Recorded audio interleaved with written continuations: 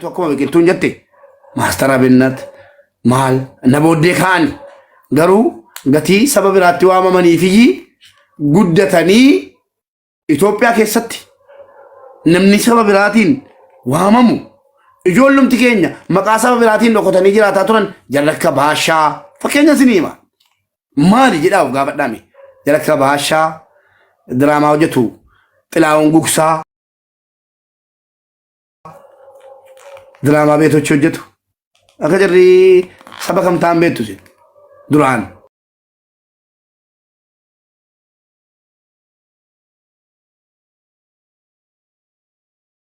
ብራቲን ዱሪ ካሰኒ ወጀቻ ቱራን አማ ጋፋ ጀሪ ግን ልጅያሬዲ ካሰቹ ልጅያሬድ ከበጃን ጅራቴ ዱፌ አኒ ዋለስ እንጂቢተኑ ጃለተኑ ፍምቤ አከለመ ኦሮሞታናን አከስረከቴ ባ Oi, waatokko waan taajjabeen dubbataara laan dhiifama naa godha. Waan natti fakkaateen dubbataara. Saba biraa ta'ee gaafa inni jiraatu Yaareed sabni mataa ol qabanii biyya alaatti erganii akka inni fayyadamu godhaa turani. Gaafa inni yeroon geessee jennaan nagaha. Saba kottan gala jedhee saba isaatti galee eenyummaa isaa of ibsee Xilaawun illee namni Baashaa illee namni. Hadda eessa jiru eenyummoo kan itti duudhaa jiru beektu eenyutti inni Yaareediin maraachuuf akka inni maraatu gootanii jara keenya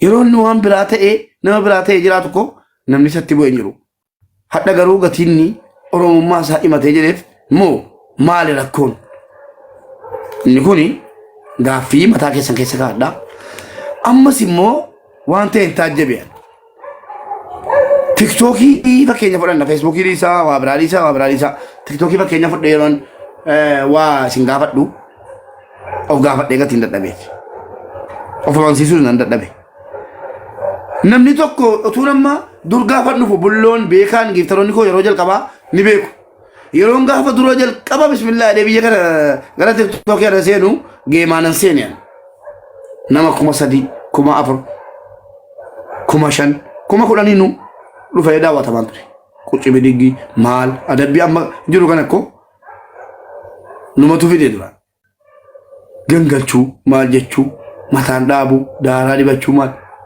kopi da undiru natajabdu barbare fi zayti damma ijollene furate ke sakate barbare furate dibachu kana ana badresu fide bitiba achirati na lale idris ufe bolo na gode no jetta bachu egali sini gale nama kuma taman gema an achiti gema kiyatri bunan nanda Geemarran jiru dhugaadhuma yeroo sana nam tokko naqee qaan ture hubadhala namni tokko maqaa koon kaasu geema kiyyaa taphadhee yeroon gasticha nagaatti galatooma jedhee irraa ba'u nam tokko maqaa koo waan garuu yeroon nama gastii irra galchee namni kun rakkataadha gargaaraa akkana godhaafi jedhu qeeqannatti dummaati namoonni callisanii geema taphatanii Galatoomaa Oromoo koo jedhanii cufatanii baanu galateeffatamaniiti sanuu kaasumuniin kaabee dhaqee miskiin halkan galle dhugaa jirtu walitti himna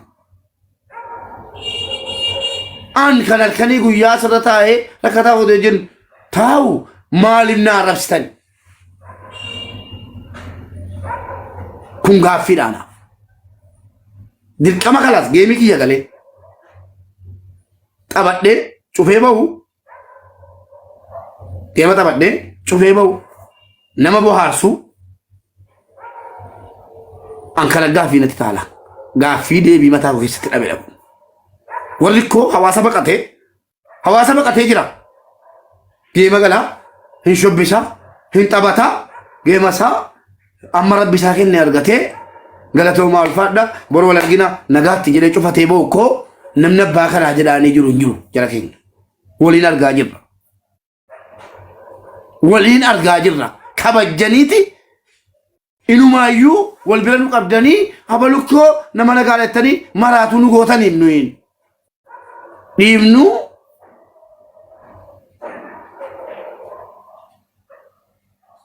fokosii geemumatti bakka akkamitti bor ummata bohaarsu jennee ummatuma bohaarsinee waan shaqqalannee callimnee mana cufannee baanu akkas fedhanii Al'aanin beeku garuu waa'ee tiktookii qofaaf tun taane feesbuukii irrattis bakka hundattuu namni hawaasaaf hojjete arrafamee namni dhuunfaa isaatiif hojjetate immoo faarfama yookiin immoo jajjabeeffamaan argayan bakka hundatti. Fakkeenya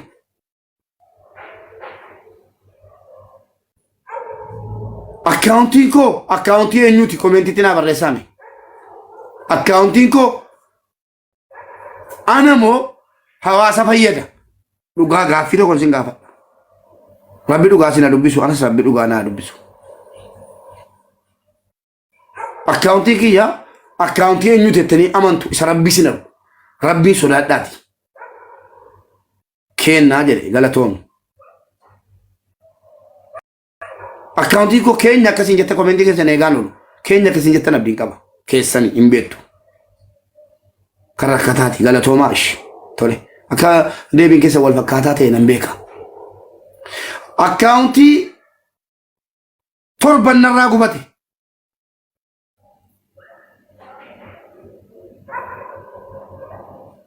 Guyyaa tokko namni gadi ba'ee mucaan kun haamilee tuqamaa jira.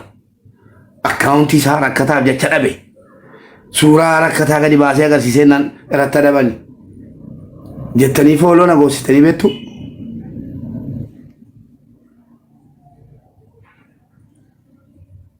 Narraa dubbattanii beektu. Torban na jalaa gubate quba qabdu. Nama narrabsine hin beektu. Nama narrabsuun. Nama hin tunne saba biraallee dhaqee hin tunne. Namni tokko narraa dubbattanii. Otoon garuu akkaawuntii koo kan hawaasaa gochuu dhiisee kan dhuunfaa kiyyaa godhadhe geemumatti taphadhee ba'ee na jalaa gubate akkasiin fakkeessuudhaaf nama 100,000 dachaatanii wuuwee muwaari qalbii isaa cabuun hin ta'u guddisaa fi jabaadhaa jettan nan beeka.